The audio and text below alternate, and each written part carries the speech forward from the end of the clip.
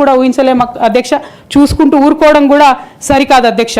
అదేవిధంగా అధ్యక్ష, ఇంకో పక్క తెలంగాణను పదే పదే పదే మోసం చేస్తున్నటువంటి భారతీయ జనతా పార్టీ అధ్యక్ష, ఒక్క ప్రాజెక్ట్ కూడా నేషనల్ ప్రాజెక్ట్ హోదా ఇవ్వలేదు అధ్యక్ష. ఒక్కటంటే ఒక్కటి కూడా విభజన హామీలు అమలు చేయలేదు అధ్యక్ష.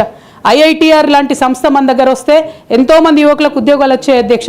అవి పర్సనల్గా ఇవ్వకుండా ఆపారు అధ్యక్ష. అనేక కంపెనీలకు అయితే మీరు మహారాష్ట్ర బోండి, గుజరాత్ బోండి అని చెప్పి భారతీయ జనతా పార్టీ పెద్ద నాయకులు చెప్పి ఇక్కడ యువకులకు అన్యాయం చేశారు అధ్యక్ష. భారతీయ జనతా పార్టీ మీద ఎడతెగని పోరాటం నేను చేశాను అధ్యక్ష.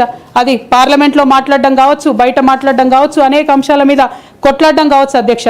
ఇంత చేస్తే కేసీఆర్ గారి మీద కక్షతో అధ్యక్ష ఆఖరికి నన్ను జైల్లో కూడా పెట్టడం జరిగింది అధ్యక్ష. అయినప్పటికీ ఏనాడు మా పార్టీ నాకు అండగా నిలబడలేదు అధ్యక్ష.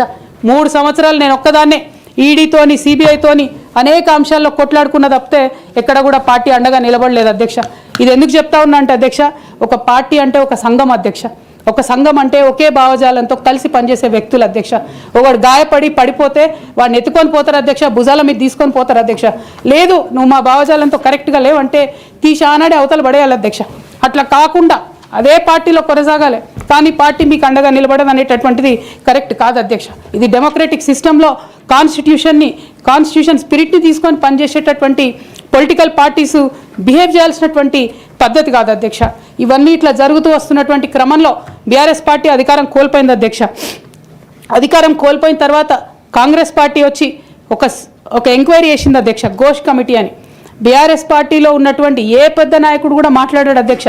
కేసీఆర్ గారు అంటే ఎవరు మాట్లాడారు, అదే కేటీఆర్ గారినో హరీష్ రావు గారినో అంటే అందరు లేచి నిల్చొని మాట్లాడతారు అధ్యక్ష.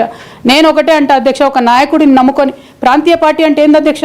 ఒక నాయకుడు అధ్యక్ష. ఆ నాయకుడు ఆయన భావజాలం, ఆయన ఐడియాలజీ మీద నడిచేదే ప్రాంతీయ పార్టీ. అది ఎన్టీఆర్ గారు పెట్టిన పార్టీ కావచ్చు, కేసీఆర్ గారు పెట్టిన పార్టీ కావచ్చు.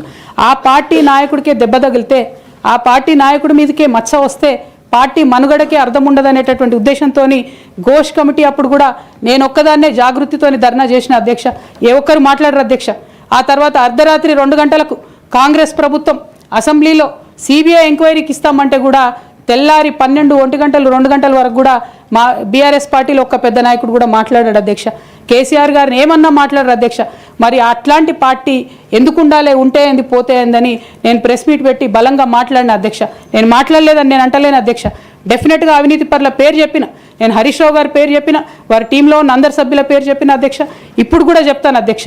కానీ అధ్యక్ష చెప్పిన తర్వాత తెల్లారి 2 గంటల లోపల నన్ను సస్పెండ్ చేసిండ్రు అధ్యక్ష. నేను ఒకటే కోరుతా ఉన్నా అధ్యక్ష, ఇందాక నేనైతే representation of people's act quote చేసినాను అధ్యక్ష. అందులో సెక్షన్ 19.1C అని కూడా ఉంటుంది అధ్యక్ష. ఇది రైట్ టు అసోసియేషన్లో అధ్యక్ష ఆర్టికల్ 19.1C అంటే ఒక అసోసియేషన్లో మనం మెంబర్ అయినంత మాత్రాన ఖచ్చితంగా ఆ party membership does not place an individual outside the constitution అధ్యక్ష. Especially when it concerns the allegation of corruption, maladministration and breach of public trust lies at the core of protected political speech అధ్యక్ష.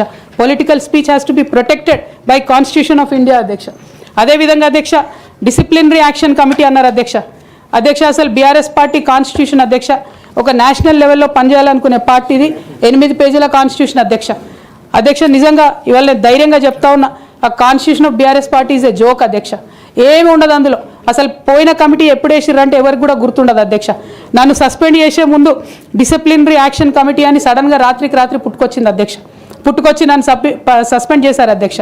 కనీసం నన్ను పిలవాలా, కనీసం show cause notice ఇవ్వాలా, పోనీ ఇవ్వలేదు. Emergency powers వాడి అధ్యక్షుల వారే సస్పెండ్ చేశారు అనుకుంటే తర్వాత కనీసం ఫైనాలిటీ ఆఫ్ ద ఆర్డర్ కోసం అధ్యక్ష అపిలేట్ రూట్ తీసుకుంటే కనీసం తర్వాత ఎక్స్ప్లెనేషన్ అడగాలి అధ్యక్ష. ఎటువంటి పద్ధతి లేదు అధ్యక్ష. ఒక పార్టీ నడిపే పద్ధతి డెఫినెట్గా ఇది కాదు అధ్యక్ష. అవసరం అనుకుంటే నేను లీగల్గా ఛాలెంజ్ చేయొచ్చు, కానీ నేను ఛాలెంజ్ చేయను అధ్యక్ష. ఎందుకంటే ఎటువంటి పద్ధతి లేనటువంటి బీఆర్ఎస్ పార్టీ నుండి, ఎటువంటి నైతికత లేనటువంటి బీఆర్ఎస్ పార్టీ నుండి దూరం అవుతున్నందుకు ఇవాళ నేను చాలా సంతోషిస్తున్నా అధ్యక్ష. నా కుటుంబం, నా పార్టీ, నా రక్తం, నా చెమట, నేను 20 సంవత్సరాలు తెలంగాణ ఉద్యమం కోసం నేను పడ్డటువంటి శ్రమ, నేను చేసినటువంటి కష్టం గుర్తించకుండా ఒక చిన్న ఉరిదీసేవాన్ని కూడా అడుగుతారు అధ్యక్ష. ఈ దేశంలో అంత మంచి దేశం మనది, అయినా కూడా సస్పెండ్ చేశారంటే చాలా సంతోషిస్తున్నా అధ్యక్ష. ఇవాళ నేను వేరే ఏం లేదు. అయితే కాంగ్రెస్ పార్టీ అధ్యక్ష నా సస్పెన్షన్ని పొలిటికల్గా వాడుకోవాలని ఈ బీఆర్ఎస్ పార్టీలో వచ్చినటువంటి చీలికలను చాలా పెద్ద ఎత్తున వాళ్ళు ప్రమోట్ చేస్తూ ఉన్నారు అధ్యక్ష. ప్రత్యేకించి వారు నాపై చేస్తున్న ఆరోపణ అధ్యక్ష, ఇది ఆస్తుల పంచాయతీ, ఆత్మగౌరవం పంచాయతీ కాదని చెప్తా ఉన్నారు అధ్యక్ష. నేను ఇవాళ మీ ద్వారా